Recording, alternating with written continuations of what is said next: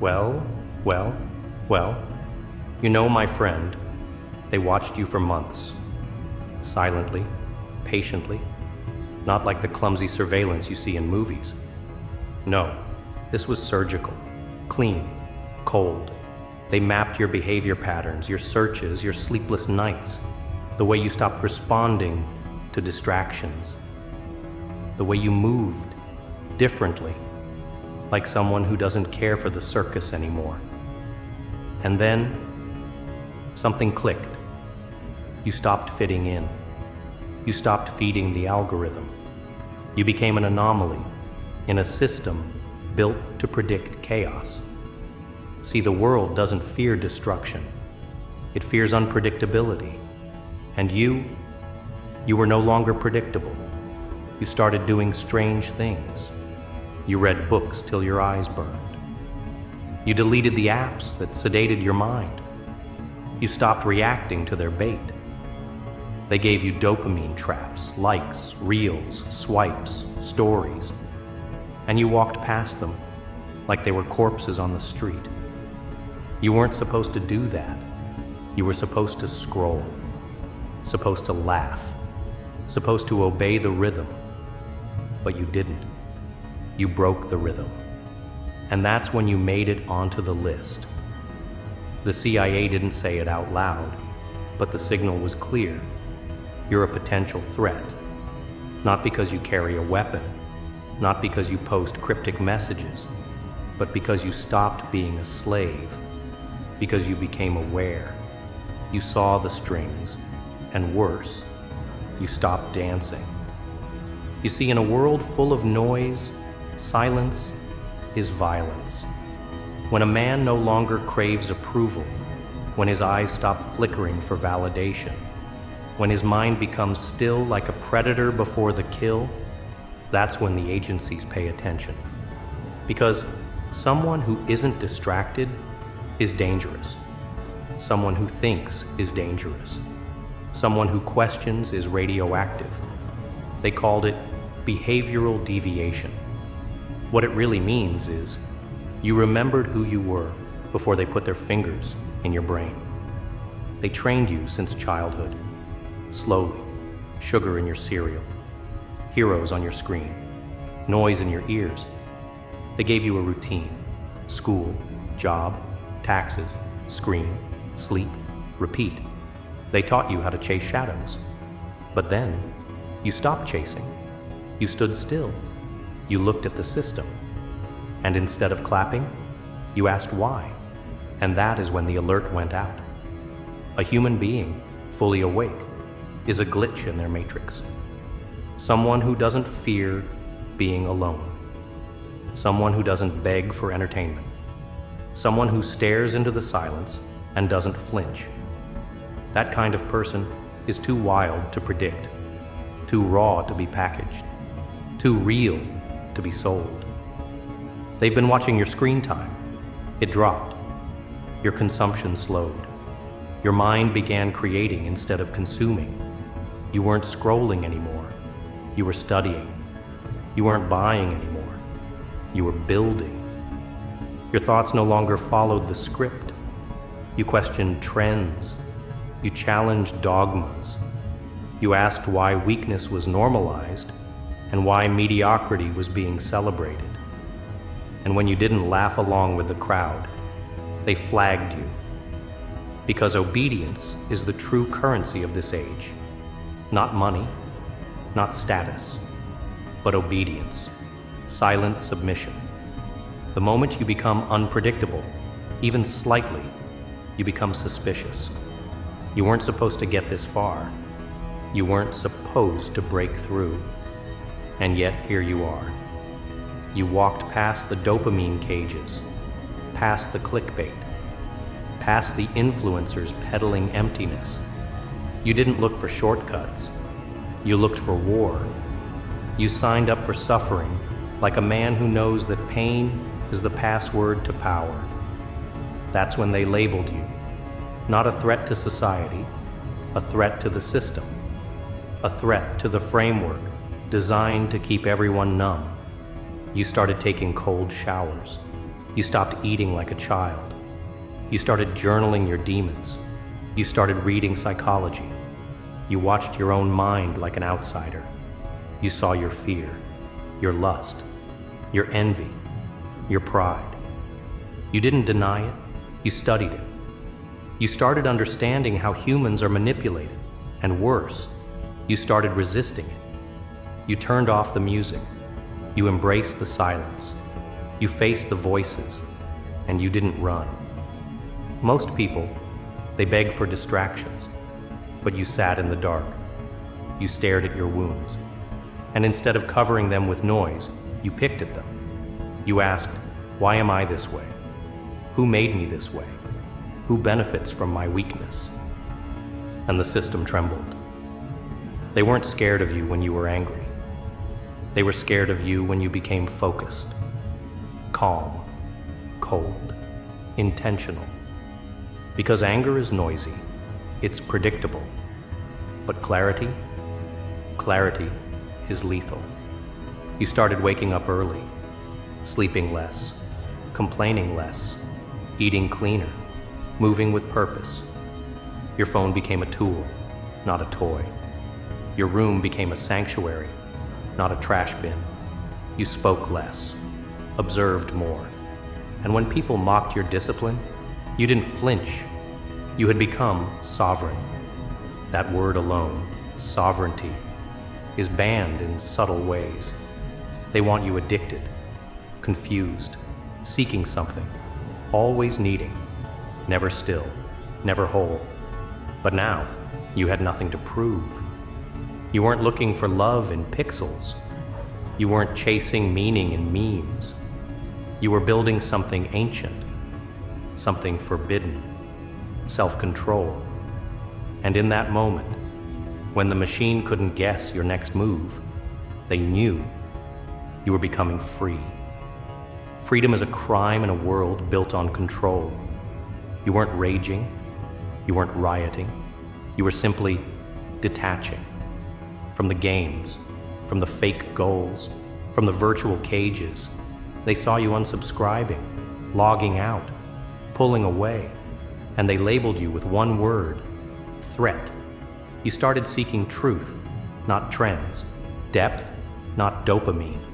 You walked into the discomfort, you shut the noise. You embraced the loneliness like a crown. You didn't chase women, you chased mastery. You didn't look for motivation, you built momentum. You became a storm, but not the kind that destroys buildings, the kind that awakens minds. You started to realize the truth, the ugly, twisted truth, that most people are living inside scripts they didn't write, desires they didn't choose, opinions they didn't test, lives they didn't build. But you weren't most people anymore. You looked at the mirror and didn't see a reflection. You saw a question, and that's when it all changed. The notifications stopped. The world felt quieter. But you knew it wasn't peace. It was observation. They weren't ignoring you. They were studying you. Because when a man becomes silent, but his eyes grow sharper, they know he's building something. Not an empire, a revolution. And the terrifying part? It starts inside his own mind. But revolutions don't go unnoticed forever. Not in a world where even your heartbeat is data. So when you start moving against the grain, not loudly, not violently, but with quiet precision, you trigger something deeper, something older. You step into a war you never declared, a war not fought with bullets, but beliefs, not with blood, but programming. And you've entered the battlefield without armor, because no one told you it was war. But look around, everything is weaponized. Language, pleasure, comfort, even kindness. What looks harmless is often the most lethal, because they don't kill you with violence anymore. They kill you with convenience. Every smooth surface you touch, every tap, every notification, every artificial smile, It's not just a distraction, it's a muzzle. They tried to make you forget. Not just facts, but instincts. The instinct to resist, to fight, to protect your own thoughts like territory. But you remembered. You started guarding your mental space like a soldier in hostile terrain. You questioned offers that came too easy. You looked behind every curtain. You didn't just refuse the lies, you started dissecting them. They call it paranoia. But you know what paranoia really is? It's pattern recognition, sharpened. It's what happens when your senses start working again, when the static dies down, and you start hearing the gears behind the show. The show they call reality. You saw how every choice had been designed for you in advance. The food, the goals, the ideologies. Even your dreams were pre-selected. But you burned the script. You stopped repeating what they taught you. You no longer shared opinions like hand-me-downs. You began sculpting your own perspective, piece by jagged piece. It wasn't perfect, but it was yours. And in a world of copies, originality is offensive. Because every original mind is a mirror. It reflects the artificiality around it. And that reflection makes people uncomfortable. You didn't argue anymore. You observed. You realized truth doesn't scream. It waits. You stopped feeding debates that were designed to burn time. You stopped defending yourself to people who were programmed to misunderstand. You walked away, not in retreat, but in dominance. Because silence from a self-aware man isn't absence, it's power. That's when they escalated. You started noticing the new waves. The manipulation got more refined, less obvious. They no longer attacked you, they seduced you. With luxury, with validation, with voices that pretended to empower you while caging your thinking. You weren't being chained. You were being comforted into stagnation. And stagnation in this war is defeat. But you stayed moving. You trained your body not just for strength, but for rebellion. Every push-up was defiance. Every fast was a rejection of dependence. Every controlled breath was you reclaiming authority over the machine you live inside. You didn't pursue aesthetics. You pursued function, precision, utility. You weren't building a body for mirrors. You were building a weapon for life. The transformation wasn't external. It was molecular. The kind of change that alters the rhythm of your presence. People sensed it. They couldn't explain it. They just started reacting differently. Some kept distance. Others got irritated. The system wants you likable, not formidable. You were becoming the latter. And the world, even those close to you, started flinching at your evolution. You weren't easy to digest anymore. That's what happens when a man starts living on principle instead of impulse. You stop negotiating your values for acceptance. You stopped sugarcoating your words for fragile egos. You stood tall in rooms where conformity was the price of entry. And when you refused to bow, they didn't confront you. They tried to ignore you. Because your existence was loud enough. But they couldn't ignore you forever. You began influencing without trying, without followers, without a platform, just by existing differently, by making discipline look natural, by making clarity look dangerous. You didn't inspire with words, you infected with presence. You carried truth like a virus. And those still plugged into the system felt it like a fever they couldn't name. So the system responded, not with force, with overload. They sent more content, more distractions, more trends. They flooded your space with meaningless options, not to convert you, but to exhaust you. They know that most revolutions die, not by opposition, but by fatigue. But you had trained for this. You had built stamina, not just of the body, but of the mind. You had learned how to protect your attention like currency, how to retreat into silence without feeling lost. You weren't escaping, you were reloading, strategizing, watching the patterns shift, waiting for the next blind spot to appear. And then it did. You saw how fear was being repackaged, how guilt was weaponized into virtue, how shame became a leash. You saw it in movements, in slogans, in artificially loud compassion. You saw how division was manufactured, how people were turned against each other with different flavors of the same poison. You didn't pick sides. You didn't chant. You studied the source of the chaos. And once again, they couldn't classify you. Because nothing scares a controlled system more than someone who doesn't play the game. You weren't driven by rage. You were driven by design. You weren't seeking destruction. You were building an alternative blueprint, slowly, patiently, one decision at a time. Your life became your statement, not loud, not branded, just real. And in this illusion factory, reality is radioactive. You started finding others, not many, just a few.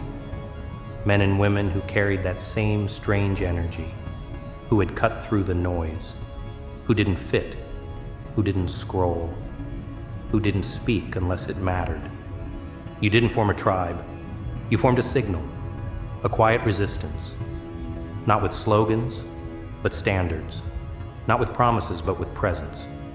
And slowly, something terrifying happened. You began imagining a world outside their design. Not utopia, not fantasy, just a world where truth wasn't filtered, where strength wasn't demonized, where attention wasn't farmed, where humans weren't data points, but conscious agents. And that vision, even unspoken, was the most dangerous act of all. Because every regime fears imagination. You didn't need to protest. You didn't need to destroy. You just needed to exist, day after day, without becoming one of them, without bending, without being absorbed. Your resistance was spiritual, existential. It wasn't loud, it was deliberate. And that was enough to trigger their next move. They'll send people now, not with badges, with smiles, with ideas, with trends, with curated words that feel like truth. They'll invite you to soften, to come back, to share, to belong. But what they're really offering is anesthesia. Because consciousness, raw, unfiltered consciousness, hurts in their world. You've made it too far. You've built too much momentum to stop now. But understand this. The next phase is colder, quieter. You'll face yourself in darker mirrors. You'll walk through mazes built from your own desires. This isn't about the system anymore. This is about whether you can lead yourself without applause, whether you can walk alone without resentment, whether you can stay awake when no one's watching, because that's the final test. And it's already begun. You'll feel it soon, not as fear, but friction, subtle, internal, a restlessness that isn't from fatigue, but from evolution, the kind of pressure that doesn't crush, it carves. And in that carving, you'll be asked a question no machine can understand, no algorithm can answer. Who are you when nothing is left to fight but yourself? When the enemy no longer wears a uniform, but hides inside your thoughts, disguised as hesitation, as comfort, as the silent whisper that tells you to wait. Just a little longer. This is where most disappear, not by defeat, but by delay. Because the final trap isn't resistance, it's stillness. A subtle, soft death that feels like peace, but eats you from within. This is the crucible, where illusions are stripped bare. You'll come face to face with the parts of you that once protected you, the need to be liked, the urge to stay safe, the hunger for recognition. They served you once, but now they must die. Not with violence, but with choice. You'll have to choose again and again to let go of what no longer belongs in your future.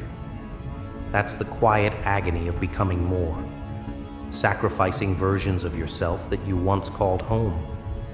You start to see that freedom isn't just the absence of chains.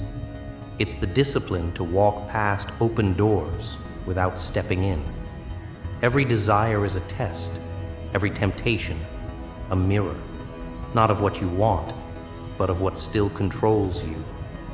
The world will still try to offer you shortcuts, rewards, applause. But once you've seen what they're made of, you can't pretend anymore. You can't unsee the strings behind the stage. So you detach, not in bitterness, but in clarity. You stop chasing echoes. You stop responding to noise. You start moving with purpose, even when the path disappears. Because now, you navigate by internal compass, a code that doesn't bend, even when everything around you does.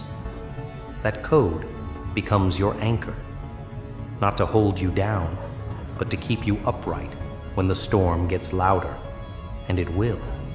The storm always returns, not as chaos, but in subtler forms. You'll feel it in your relationships, in the tension between who you were and who you're becoming. You'll feel the weight of your own silence, the echo of your own solitude. But you'll also feel something else, an unfamiliar stillness, the kind that doesn't beg for distraction, the kind that doesn't need escape. That's the beginning of power. Not power over others, but over yourself.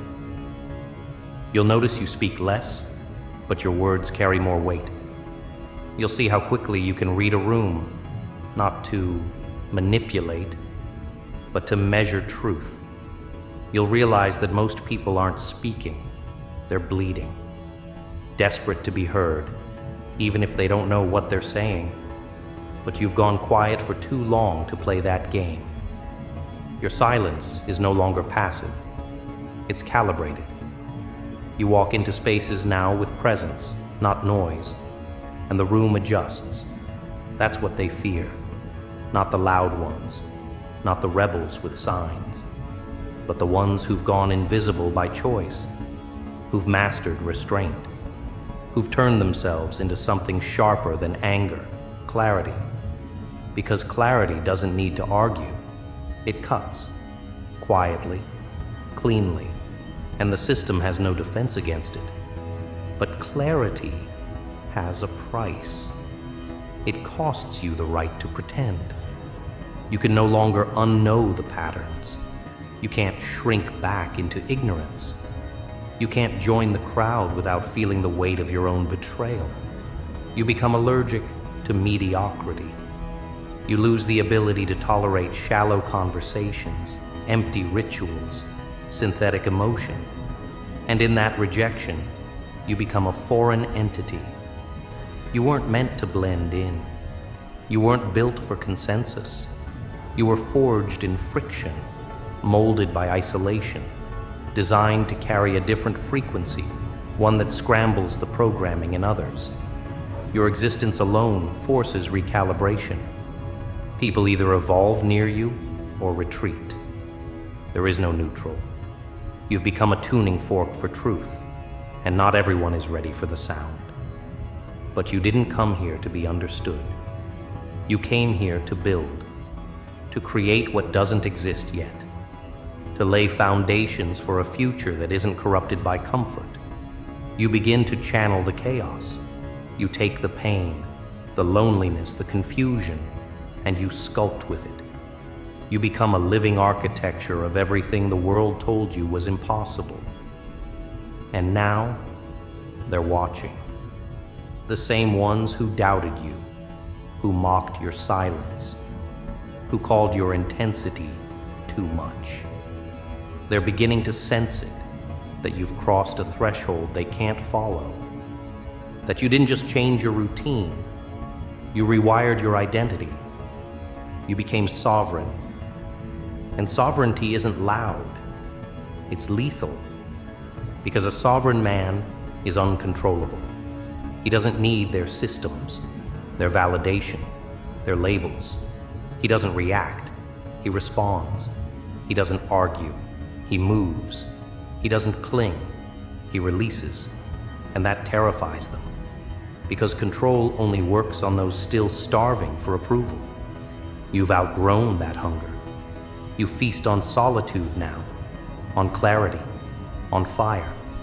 You're not angry, you're awake. And you know the final truth, that the real war was never out there. It was always inside. The enemy wasn't a politician or a corporation. It was the part of you that believed you were powerless. The voice that said you had to obey, that you had to wait, that you had to be less, feel less, want less. You silenced that voice, not with noise, but with action. You became what they said you couldn't. You endured what was meant to break you. You rebuilt your mind brick by brutal brick until it became a fortress. And now you don't need to be told you're dangerous. You already know. You've become the anomaly they can't model, the variable they can't predict, the glitch they can't patch. You've left the simulation, not with a scream, but with a step. And now that you're out, you see it all. How deep the programming runs, how scared they are of stillness, how allergic they are to silence. Because in silence, the truth echoes. And in truth, there is no control, only choice. You made yours, long ago, quietly, permanently. And now you walk alone, not in exile, but in elevation. No badge, no flag, no anthem, just presence, just fire, just eyes that no longer blink when faced with falsehood. You're not waiting for a sign. You are the sign. You're not looking for the way. You are the way. You're not asking for permission. You're the proof. And they know it now. That's why they classified you. That's why they buried your name behind code. That's why they monitor your movement. Not because you're violent, not because you're loud, but because you became what they feared most, a man who woke up.